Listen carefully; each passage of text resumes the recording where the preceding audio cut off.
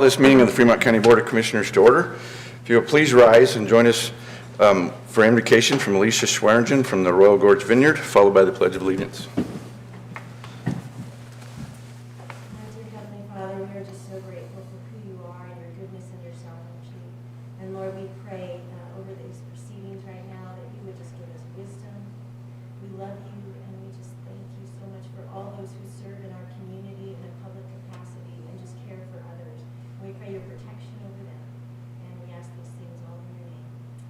Amen.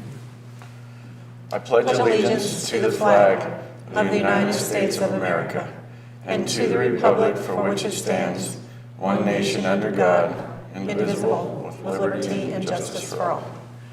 Thank you. Roll call, please. Commissioner McFall. Present. Commissioner Bell. Present. Commissioner Grantham. Here. County Attorney Jackson. Present. County Manager Bryant. Present. Planning and Zoning Director Garrett. Present. Okay, before we approve the agenda, I've got a few things we need to fix on the agenda. On the very top, it is 2021, not 2020, so we need to adjust that. Under consent agenda, we will remove number 2. We do not have those minutes yet. And on the next page, under B, part 6B, we have the sales and use tax report. We didn't receive information from all the reporting parties, so we'll take that one off. Other than that, with those amendments, I would move for approval of the agenda. Second. It's been moved and seconded to approve the agenda as amended. Any further discussion? Roll call, please. Commissioner McFall. Aye. Commissioner Bell. Aye. Commissioner Grantham. Aye. Motion carries. On to the consent agenda. We'll note that we are not scheduling any public hearings on this meeting. Mr. Chair, with that one change, the removal of the minutes of our special meeting on January 21st of 2021, I move to approve the consent agenda. Second. Been moved and seconded to approve the consent agenda. Any further discussion? Roll call, please. Commissioner Bell. Aye. Commissioner Grantham. Aye. Commissioner McFall. Aye. Motion carries. Okay, moving on to administrative and informational. We're going to start with the county manager's report. Sunny Bryant, good morning. Good morning. So just a couple of quick updates. The construction of the second floor courtroom in the Judicial Center has started. It started yesterday. So that project is funded by an underfunded courthouse grant and a Department of Local Affairs, Energy, and Mineral Impact grant. And then the match for those funds is actually coming from the county sales and use tax fund. And the project is right at about $550,000. And so that's scheduled to be completed the middle of April. So we're very excited to get that up and going and get that courtroom finished. And the last item, just quickly, we have a meeting scheduled for tomorrow for the 65% design on the Pathfinder Park Community Center. So we're very excited to see that design work coming together. And the construction will kick off between February and March, and that project is scheduled to be completed in October. So we're really excited to see the progress on that. And that project is funded by a Department of Local Affairs, Energy, and Mineral Impact grant. And then there's also funds from the Fremont County 4-H Foundation. And then the county has contributed funds out of the Conservation Trust funds and the Sales and Use Tax funds. So the total project is about $3.4 million, and we're able to pay for that out of savings and a grant. And so we're pretty excited to see that move forward. So that's all I have. Thank you, Sunny. That underfunded courthouse grant that we got probably 2 years ago, if not 3. So that's been a project that's been in the works for a while, so it'll be exciting to get that accomplished. And then, of course, Pathfinder Park is really exciting, so thank you. Next, we'll move to Ms. Kayla Marler. She's our Public Health Director, and she's going to give us an update on COVID and everything that her department is doing. Good morning, Kayla. Good morning. Good morning. All right, so I have some numbers for you.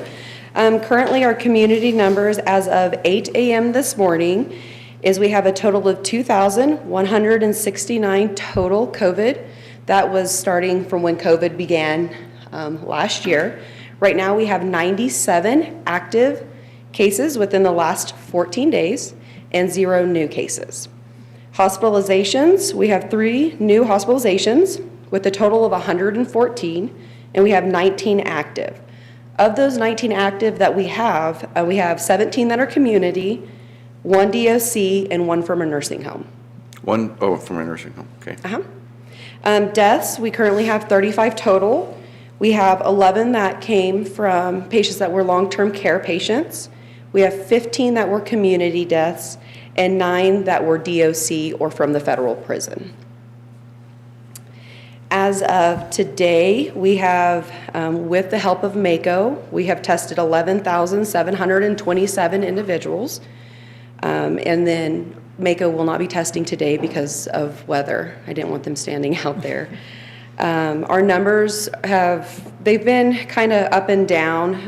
When we first brought MACO in, they were testing roughly 350 a day. This last week, it was 80, 90. Yesterday was 169, which we do see an increase on Monday because of no testing on Sunday. Through the COVID vaccine clinic, these numbers are just for FCD-PHE. We have vaccinated 1,080. No, let me stand correct. 1,437 total vaccines. Today, we are doing roughly 363.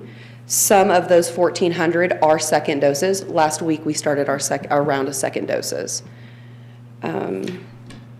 We received great information yesterday from CDPHE. We did get the 1,400 vaccines that we were asking for. So we will do a mass drive-through clinic on February the 13th for those first doses. At the beginning of this, we had roughly a waiting list of 3,500, and we're looking at just roughly 1,600. And that's of the 70 age group and above, or the first responders, correct? Both of them, 1A and 1B. We are still working with Valleywide and St. Thomas More. It was kind of refreshing because me and one of my COVID staff came in on Friday to make the appointments for today, and we were going through and making those calls, and a lot of the individuals were like, we just got our first vaccine last night through St. Thomas More, or we're scheduled with Valleywide. So utilizing, we're all working on that waiting list, so we're starting to get down there. I believe that's all I have. So I was on a nationwide call yesterday with a bunch of commissioners and supervisors, as they're called in other places, through National Association of Counties.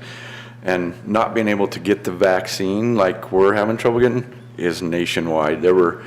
One county said they're getting more than they can handle, and the rest of them were in the same boat we're in. So we appreciate you advocating through the governor, for the governor, to send us more shots, because you guys are doing a great job with the events that you are having. We keep getting compliments how well they're run. You're getting people in, you're getting shots, taking care of them, and making sure that they don't have any reactions and then they're gone. So it's great to hear those positive feedback from the community folks that are getting those shots.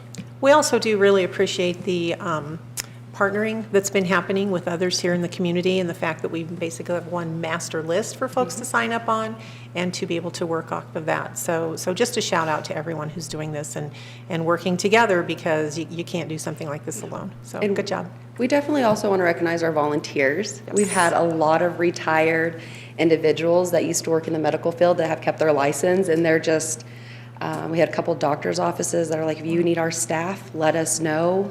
So we have a great volunteer group of individuals, and so we're very, very grateful for them as well. Absolutely. That's Okay, awesome. does the 1437, is that counting the 363 today? It is, yes. Okay, and is that first and second vaccines in that, or is that individuals? The 1,400 includes second doses as well. Okay. We're not really able to go in and break down how many have got the first and have received the second. Okay. I would like to think, just because we're so new into the second doses, we've probably provided maybe 100, 120 second doses, Okay. roughly. Okay, thank you. Okay, any further questions for Kayla? Thank you. Okay. Thanks for the update. Thanks so much. Okay, any other staff or elected officials like anything to say? Well, yes, Mr. Chair, shockingly. I just would like to briefly touch on Colorado Counties Incorporated. Many of you probably know that the legislative session has started in Denver, which is always a scary time for county governments because we always wonder what's going to be coming down the pike that they're going to put on our backs next. What kind of unfunded mandates are going to be happening that we'll have to find local county funding for. So we work very, very hard with Colorado Counties Incorporated, CCI, which is kind of a consortium of the counties in Colorado. And what we do as a group is we work with legislators to either mitigate bills that are coming up that would be terrible for counties, or we also initiate some of our own legislation to say these are things that would really help counties. And so just to let you all know, starting this week, we every month, January through April, we basically have 2 full days of committee meetings that we sit in on. And those meetings start this Thursday. So Thursday and Friday, we will be busy all day long, sitting inside those meetings, listening to what's coming up, what CCI is doing to try to help things, how we're pushing, how we're organizing, all of those different things. So I just want to say, if any of you have any concerns about things that are happening in the legislature right now, or any of the bills that you're hearing about, please contact any of the 3 of us and have that conversation, and we will be more than happy to take that message on to the state through CCI. All right, thank you. Commissioner Grantham? No, sir. Okay. I just want to say that it's snowing out there for a change. I hope it stays a little longer. It looked like it was going away already, so I hope it gets some more, but be careful out there, be safe. It is a little slick, but enjoy this moisture because we need it. Okay. Anyone else?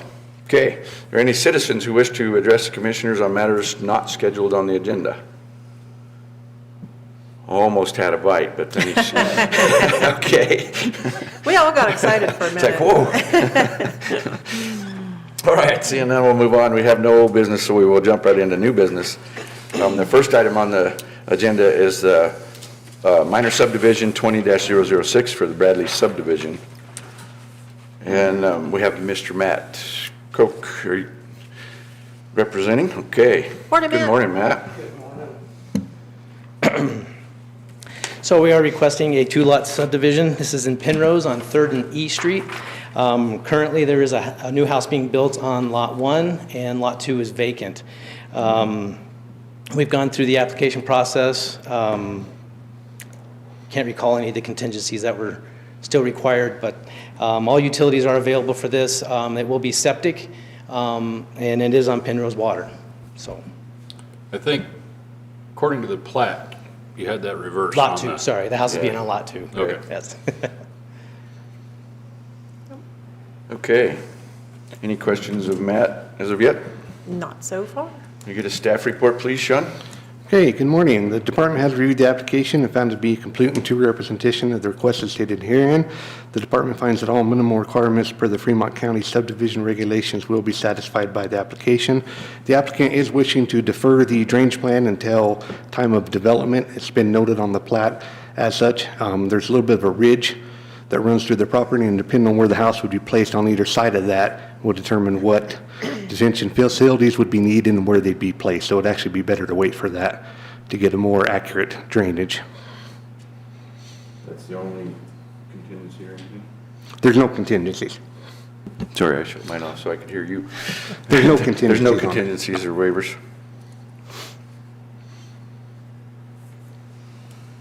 Okay. Anybody have any questions, concerns? No, Mr. Chair. Yes, sir. I would move for approval of minor subdivision 20-006 Bradley subdivision. I second. Has been moved and seconded to approve minor subdivision 20-006 for Bradley subdivision. Any further discussion? Actually, that's with the drainage plan being done before construction, right? Correct. Okay.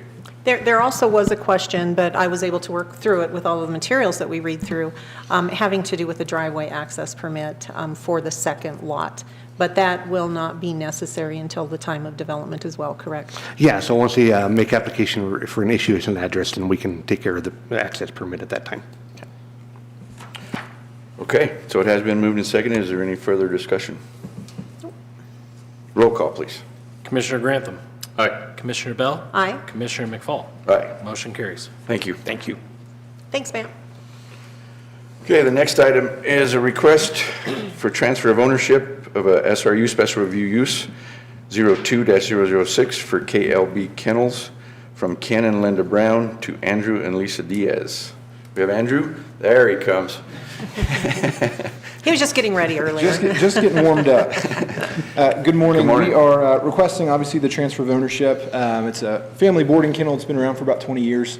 My father-in-law, Ken and Linda, ran it for quite a while, and then recently my wife, Lisa, and I purchased it, and so we're just requesting the formality of the transfer of ownership. Okay. That answered that question. It looks like the same people for 20 years, but we've thought it was probably Yep, relation. still in the family. Okay. All right, any questions of him as of yet? We have a staff report?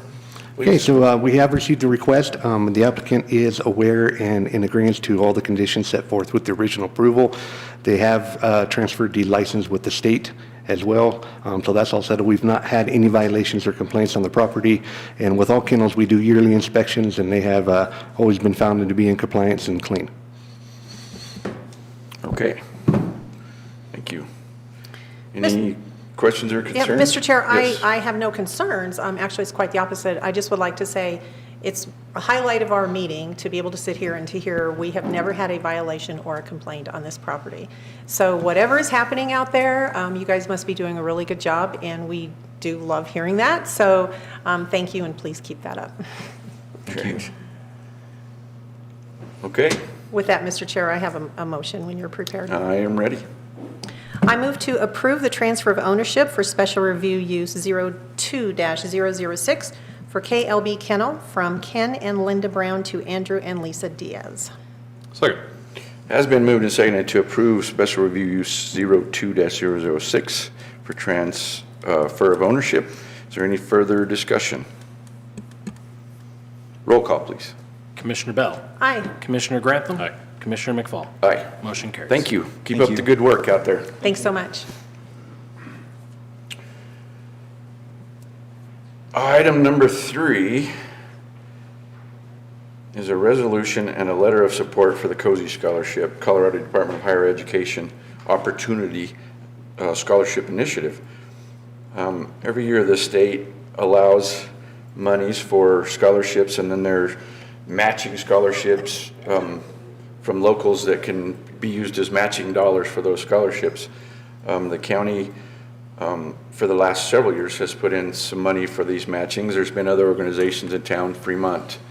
I just lost the Community name. Foundation? Fremont Economic, or what? Community Foundation? Fremont Community Foundation, yeah, thank you. There's some other local ones that also add matching funds, as well as some private individuals that offer matching funds. And it allows the youth that are trying to go to college, they have to meet certain qualifications, but to double up on their scholarships, actually. So it's a pretty good deal for these kids, and it's exciting to award those scholarships to those folks too. So we have a letter of support to the state for the monies that will be given to Fremont County, and then a resolution solidifying that as well. Any other conversation on that? Just a comment. I would say a few years ago, I was working on this board and serving. Commissioner McFall is working through COSI now. But I had the opportunity to go to Canyon City High School to help award some of these scholarships. And that moment really makes all of the work that is done all year long absolutely worth it and worthwhile. Because this truly does help some of those kids who might not be able to attend college otherwise to get there through these scholarships. So I'm all in favor. And we need a resolution number. Resolution number? 8. Thank you. Okay, I would entertain a motion for the resolution and the letter of support. Mr. Chair, I would move for approval of the resolution and letters of support for the $3,000 funding commitment to participate in the Colorado Department of Higher Education's COSI, Colorado Opportunity Scholarship Initiative, and resolution number 8, I should specify. All right, I'll second. Has been moved and seconded to approve resolution number 8 and the letter of support for the funding commitment to the COSI, Colorado Department of Higher Education Opportunity Scholarship Initiative. Any further discussion? Roll call, please. Commissioner Grantham. Aye. Commissioner Bell. Aye. Commissioner McFall. Aye. Motion carries. Thank you. Okay, as I've mentioned in the past, we have a few openings on some of our boards, and one of those boards was the Tourism Council Board. We had 2 openings. We did get a letter of interest from an individual who has Howard Creek Farms in Howard, Colorado, Mr. Orland Camerlo. He has shown interest and would like to serve on the Fremont County Tourism Council, and I think he would bring a lot of good ideas to the council, so it's kind of exciting. So for those who don't know, Mr. Chair, Howard Creek Farm is a venue out in Howard, oddly enough, that's a beautiful setting, and they host weddings there. They host typically one a weekend. I talked to Orland's wife, Allie, back in December, I think, to discover that they were already completely booked for the year 2021. So they're doing some really great things here in Fremont County. I think they're bringing a lot of that silent economic development and a lot of money into Fremont County that folks really don't hear about very often. So I'm all in favor, excuse me, of appointing Orland. So Mr. Chair, I move to appoint Orland Camerlo from the Howard Creek Farm to the Fremont County Tourism Council for a 3-year term that will end on December 31st of 2023. Second. It has been moved and seconded to appoint Orland Camerlo to a 3-year term for the Fremont County Tourism Council ending December 31st, 2023. Any further discussion? I would like to say, to add what Commissioner Bell was just talking about, if you like old barns, go check out Howard Creek Farms. They had a barn that I think was moved in from, I believe it was South Dakota, if I remember right. But they took it down piece by piece, brought it to Howard. It's just off of County Road 4, I believe, just off of Highway 50 to the north. And it is the coolest old barn. It's got like 16 or 18 different kinds of wood in there, but it's just an amazing deal if you like old barns. And if you can't get there to see it in person, they have a lot of beautiful pictures do. online. Yep. Yes. Okay, roll call, please. Commissioner Bell. Aye. Commissioner Grantham. Aye. Commissioner McFall. Aye. Motion carries. Okay, the next 2 items we have are abatement hearings, and we have on a Zoom call, we have the assessor Stacy Seifert. Seifert, sorry. Is she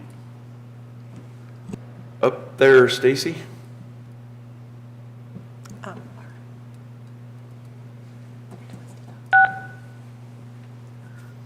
I am unmuted. Oh, there she is. There she is. Hi, Stacy. Okay, first of all, we'll start with Ms. Jackson. Actually, you need to call the item. Item number 5, abatement hearing for Neil and Nita Robertson for 2017, 18, and 19. Stacy, you can go ahead. Sorry. Okay, Stacy, can you hear me? Yeah, I'm having a hard time hearing you guys. All right. This is an appeal of a denial of an abatement by the county assessor, Stacy Seifert. It involves 2 parcels. One is a vacant land, one is residential. They abut each other, and the abatement was requesting that the vacant land be reclassified as residential because it was used in conjunction with the residential parcel. At least that was the contention. According to the assessor, the appropriate documentation to demonstrate the combined use has not been submitted for these tax years, and so she has recommended denial of the abatement. I would note for the record that no appearances are here on behalf of the Robertsons. Are they online? They are online. Duffin Phelps is here in Duffin representation Phelps. of the client. Okay, we'll let you speak, sir. I'm sorry, was that for me? Yes, sir, it was, and if you would speak kind of loud And identify yourself. and identify yourself once Yeah. again. I believe Stacy's having the same issue. We're having a real hard time hearing you guys, a lot of echo there, but I will Yeah, absolutely. plow through. I will plow through and do my absolute best to give you the information, but it is very, very difficult to hear you guys. So back in February of this past year of 2020, there was a statute that was amended by the Colorado Supreme Court that allows for contiguous vacant land to be used in conjunction with the residents and receive a residential assessment rate. We believe this parcel that is under consideration meets all the criteria, and we would like to know the objection as to why it does not meet the criteria.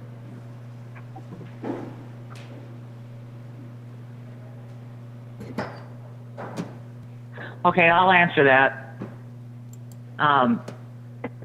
There's always been 3 criteria in place for having a contiguous parcel assessed the same as a residential parcel, and that is that it has to be held in the same ownership, it does have to be actually physically contiguous, and it does have to be used in conjunction with the residential parcel. On this particular property, the vacant parcel, my office has never been able to document any kind of residential use on that 60-acre piece of property. We are talking about an extremely steep, up to 300-foot elevation from the highway up. The only use we've ever been able to document is when the petitioners actually sold an easement to the neighbors to the west so that they could use the only access point on this 60 acres to get to their property. So that's always been the portion of this that's been an issue for me, is that there's no documented residential use. The Supreme Court decision that came out in February of 2020, it did in fact loosen the description of residential use, but I don't believe a decision that was done in February of 2020 that we need to go back and start digging up decisions that were made all the way back to 17, and in this case, back to 13, and applying a court case from 2020. I'm done. Okay, thanks, Stacy. Okay, any questions, commissioners? I would ask Mr. Phelps if he has any response to what our assessor just said. Yes, I do, and I respect that that is your personal opinion, although that is not what the law reflects. The Hogan decision, which is one of the 3 leading court cases, and which has been abided by every other county in the state, allows for passive use. And so passive use does not require that you have to have any active use on the land. We respect that your view is that their topography is steep, that it would be hard to have active use, but it's kind of a moot point because active use would apply. And so active use can be anything from view preservation to just a buffer from the residential parcel to another parcel. Passive use could apply in many different contexts, and we believe that is the context in which this particular appeal applies. The court case was very clear about passive use, and our objection is that the statute is not being upheld for this particular abatement.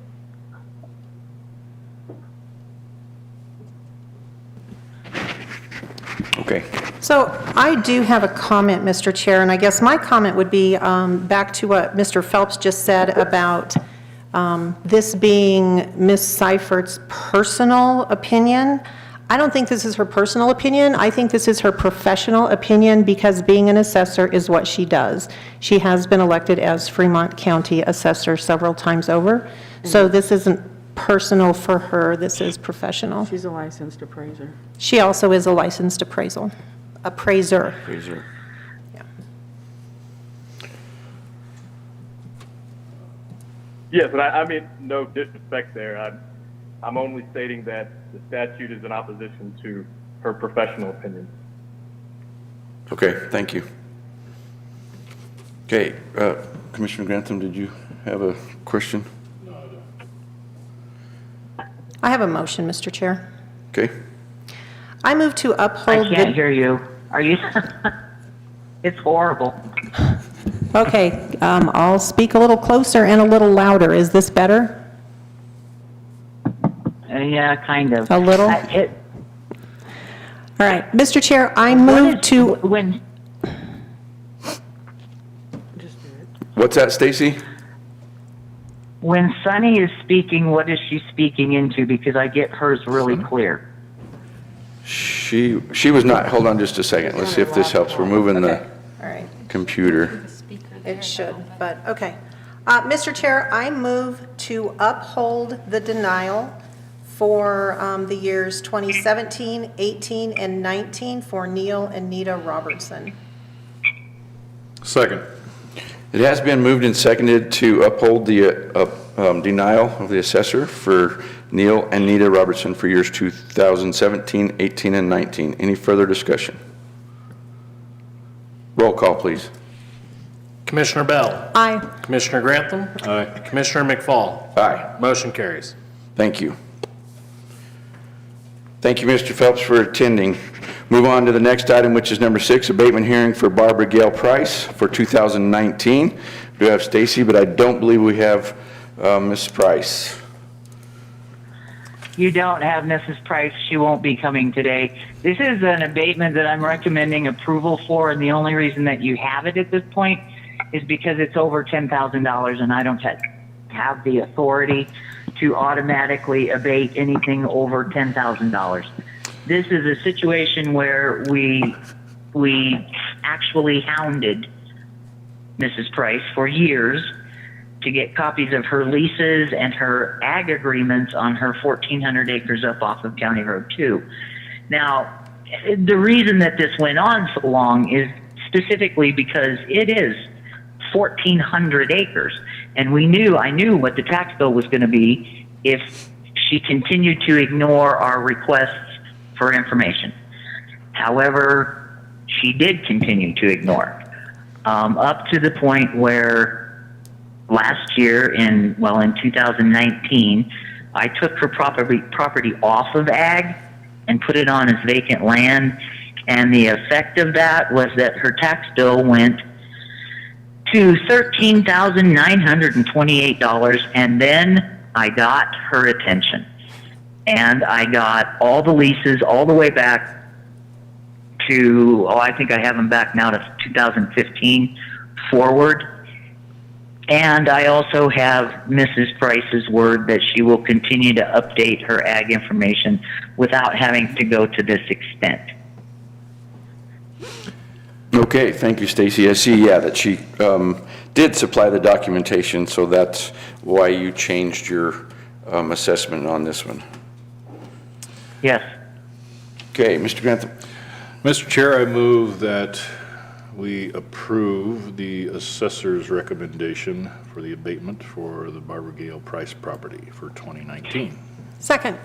Has been moved and seconded to take the assessor's recommendation for the Barbara Gail Price property for 2019. Any further discussion? Roll call, please.